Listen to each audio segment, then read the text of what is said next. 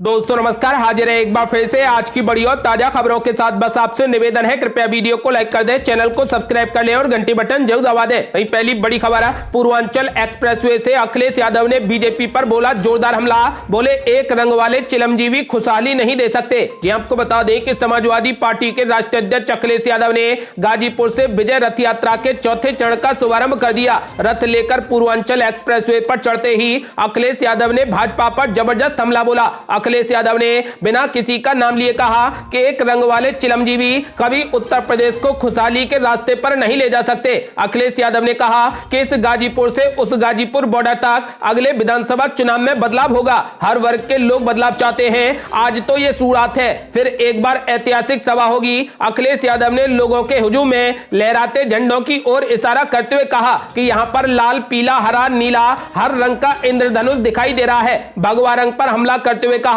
एक रंग वाले किसी के जीवन में रंग नहीं ला सकते। हम समाजवादी लोग सभी रंग वालों को साथ लेकर चलते हैं। एक रंग वाले चिलमजीवी कभी उत्तर प्रदेश को खुशहाली के रास्ते पर नहीं ले जा सकते। और ये बड़ी खबर, यूपी चुनाव में भाजपा के घोषणा पत्र के लिए आप भी दे सकते हैं अपने सुझाव। जानिए व्हाट्सएप नंबर। ये आपको बता दें कि यूपी में विधानसभा चुनाव की सरगर्मी काफी तेज हो चुकी है। एक दूसरे दल के नेताओं को अपने साथ जोड़ने के अलावा सभी पार्टियों में रणनीति तैयार करने का काम भी शुरू हो चुका है। प्रदेश के संसदीय कार्य, चिकित्सा, शिक्षा एवं वित्त मंत्री सुरेश कुमार खन्ना की अध्यक्षता में प्रदेश भाजपा द्वारा विधानसभा चुनाव 2022 के लिए गठित घोषणा पत्र समिति की पहली बैठक आयोजित की गई। घोषणा पत्र के संबंध में अपने सुझाव देने के लिए इच्छुक कोई भी व्यक्ति व्हाट्सएप नंबर 8737032031 या फिर ईमेल आईडी up.bjp.manifesto@gmail.com पर अपने सुझाव दे सकता है। इसके अतिरिक्त भाजपा प्रदेश कार्यालय स्थित डॉक्टर पुष्कर मिश्रा के कार्यालय में भी अपने सुझाव दिए जा सकते हैं। समिति की अगली बैठक 4 दिसंबर को होगी। आपको बता दें कि चुनावी तैयारियों में जुटी भाजपा ने इन दिनों सरकार और संगठन के स्तर पर पूरी ताकत झोंक दी है। और ये बड़ी खबर, अब मायावती के कोर वोट बैंक में सेंध लगाने की बड़ी तैयारी में भाजपा पूर्व महिला गवर्नर को दे दी जिम्मेदारी। यह आपको बता दें कि भाजपा ने 2017 के उत्तर प्रदेश के चुनाव में गैर जाटव, दलित और गैर यादव ओबीसी वोटों में सेंध लगाते हुए बड़ी सफलता हासिल की थी। लेकिन इस बार भगवा दल ने और आक्रामक रणनीति अपनाते हुए बीएसपी सुप्रीमो मायावती के कोर वोट बैंक में सेंध लगाने का फैसला लिया है। यूपी चुनाव में अब तक बसपा काफी कमजोर नजर आई है। ऐसे में भाजपा ने वोटों का बंटवारा करने के लिए जाटव समुदाय के बीच भी संपर्क बढ़ा दिया है। ये समुदाय बसपा का कोर वोटर माना जाता रहा है। भाजपा ने इस समुदाय के कम से कम 50% वोट हासिल करने का लक्ष्य तय किया है। यदि ऐसा होता है तो यह भाजपा के लिए बड़ी कामयाबी होगी और इसका असर नतीजों में भी देखने को मिलेगा। प्रदेश में जाटव समुदाय के 10% वोट हैं, जो बड़ी संख्या है। भाजपा नेताओं का मानना है कि बसपा कमजोर हो रही है और जमीन पर पकड़ खो रही है। ऐसे में जाटव मतदाताओं को अपने पाले में लाने का यह सबसे सही समय है। भाजपा नेताओं का कहना है कि वे जाटव समुदाय में यह संदेश देंगे कि अब बसपा कमजोर है और ऐसे में सपा को फायदा होगा, इसलिए उसे रोकने के लिए वे भाजपा के साथ आ जाएं। उत्तराखंड की गवर्नर रही बेबी रानी मौर्य को भाजपा ने राज्य में जाटव फेस के तौर पर पेश करने का फैसला लिया है। और बड़ी खबर, कांग्रेस पर G23 की पहली चोट। जम्मू कश्मीर से गुलाम नबी आजाद समर्थक 20 नेताओं ने कांग्रेस पार्टी से दिया इस्तीफा। यह आपको बता दें कि कांग्रेस में बदलाव को लेकर अक्सर मीडिया के सामने आकर लीडरशिप को खरी खोटी सुनाने वाले G23 समूह ने पार्टी पर पहली चोट कर दी है। जम्मू कश्मीर के 4 पूर्व मंत्रियों और 3 विधायकों ने अध्यक्ष सोनिया गांधी को खत लिखकर पार्टी से इस्तीफे का ऐलान कर दिया। कुल मिलाकर 20 नेताओं ने इस तरीके से पार्टी लीडरशिप पर ठीकरा फोड़ते हुए इस्तीफा दे दिया है। ये सभी नेता गुलाम नबी आजाद के करीबी माने जाते हैं, जो G23 के प्रमुख चेहरों में से एक हैं। ऐसे में इन इस्तीफों के पीछे उनकी भूमिका भी मानी जा रही है और इसे कांग्रेस लीडरशिप के लिए एक संकेत के तौर पर देखा जा रहा है कि आने वाले समय में G23 के नेता किस हद तक जा सकते हैं। जम्मू कश्मीर में जल्द ही विधानसभा के चुनाव होने के कयास लगाए जा रहे हैं और उससे पहले कांग्रेस को यह सबसे बड़ा झटका लगना चिंता की बात है। आपको बता दें कि कांग्रेस पार्टी के नेताओं नेताओं ने कहा कि कुछ लोगों ने जम्मू कश्मीर में कांग्रेस पार्टी को हाईजैक कर लिया है। प्रदेश में बिना नेताओं से सलाह मशविरा के ही मनमाने ढंग से पद बांटे जा रहे हैं। नेताओं ने कहा कि पार्टी को लगातार चुनावों में हार का सामना करना पड़ रहा है। पहले हमें 2019 के आम चुनावों में हार का सामना करना पड़ा और फिर पंचायत चुनावों में भी बुरा हाल हो गया। आपको बता दें कि ये कहते हुए G23 के समूह के 20 नेताओं ने कांग्रेस पार्टी से इस्तीफा दे दिया। और ये बड़ी खबर, जम्मू कश्मीर की PDP अध्यक्ष महबूबा मुफ्ती को अगले आदेश तक किया गया नजरबंद। ये आपको बता दें कि जम्मू कश्मीर की पूर्व मुख्यमंत्री और PDP अध्यक्ष महबूबा मुफ्ती को प्रशासन ने अगले आदेश तक के लिए नजरबंद कर दिया है। प्रशासन ने फिलहाल कोई भी प्रतिक्रिया नहीं दी है। महबूबा मुफ्ती ने हाल ही में श्रीनगर के हैदरपुरा एनकाउंटर को लेकर सवाल उठाए हैं। इस एनकाउंटर के बाद से लगातार तनाव की स्थिति बनी है। दरअसल 15 नवंबर को हैदरपुरा में सुरक्षा बलों ने 2 आतंकियों को मार गिराया था। आपको बताते चले कि जम्मू कश्मीर की पूर्व मुख्यमंत्री और PDP अध्यक्ष महबूबा मुफ्ती को प्रशासन ने फिलहाल अगले आदेश तक के लिए नजरबंद कर दिया है। और बड़ी खबर, अनिल देशमुख की गिरफ्तारी पर पहली बार खुलकर बोले शरद पवार, बोले भाजपा को चुकानी होगी कीमत। ये आपको बता दें कि महाराष्ट्र में चर्चित रहे 100 करोड़ की वसूली वाले मामले को लेकर पहली बार शरद पवार ने खुलकर अपनी बात रखी है। उन्होंने कहा कि इस मामले में मुंबई के पूर्व पुलिस कमिश्नर परमबीर सिंह लापता हो गए हैं। अनिल देशमुख के खिलाफ आरोप लगाने के बाद से ही वो गाया में है। अब उन आरोपों को साबित करने के लिए वो सामने नहीं आ रहे। भाजपा पर हमला बोलते हुए शरद पवार ने कहा कि आपने अनिल देशमुख को जेल में डाल दिया है और परमबीर सिंह फरार हैं। आपने जो भी किया है उसकी कीमत आपको चुकानी होगी।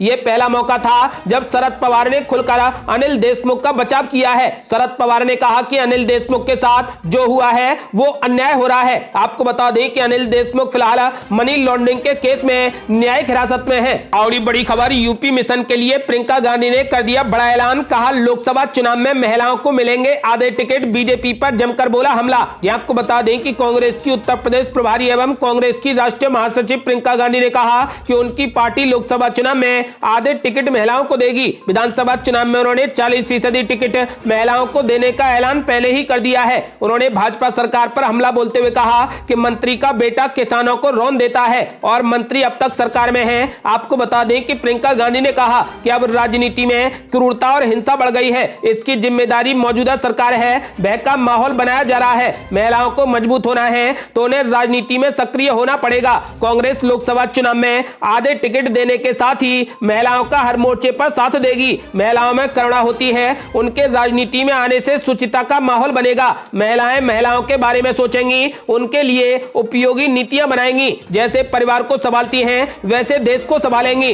कांग्रेस सरकार बनी तो कोरोना काल में परेशान किसानों के बिजली बिल आधे कर दिए जाएंगे। उस अवधि में जिन व्यापारियों ने बिना उपभोग के बिजली के बिल जमा किए हैं वो सभी माफ कर दिए जाएंगे। और ये बड़ी खबर, उप मुख्यमंत्री केशव प्रसाद मौर्य ने अखिलेश यादव पर बोला जोरदार हमला। कहा अपना नाम बदलकर अखिलेश अली जिन्ना और पार्टी का नाम जिन्नावादी पार्टी कर लें। ये आपको बता दें कि उत्तर प्रदेश में विधानसभा चुनाव का समय जैसे जैसे नजदीक आता जा रहा है वैसे वैसे नेताओं के बीच में जुबानी जंग तेज होती जा रही है। अब यूपी के उप मुख्यमंत्री केशव प्रसाद मौर्य ने सपा प्रमुख अखिलेश यादव पर हमला बोलते हुए कहा कि उन्हें अपना नाम बदलकर अखिलेश अली जिन्ना कर लेना चाहिए और अपनी पार्टी का नाम जिन्नावादी पार्टी रख लेना चाहिए। डिप्टी सीएम मौर्य बाराबंकी में वीरांगना उदा देवी पासी के शहीद दिवस पर आयोजित कार्यक्रम में पहुंचे थे। यहाँ उन्होंने बतौर मुख्य अतिथि शिरकत की थी। कार्यक्रम के बाद मौर्य ने मीडिया से बात करते हुए अखिलेश यादव और उनकी पार्टी पर जमकर हमला बोला। उन्होंने कहा कि समाजवादी पार्टी बहुत बौखलाहट में है।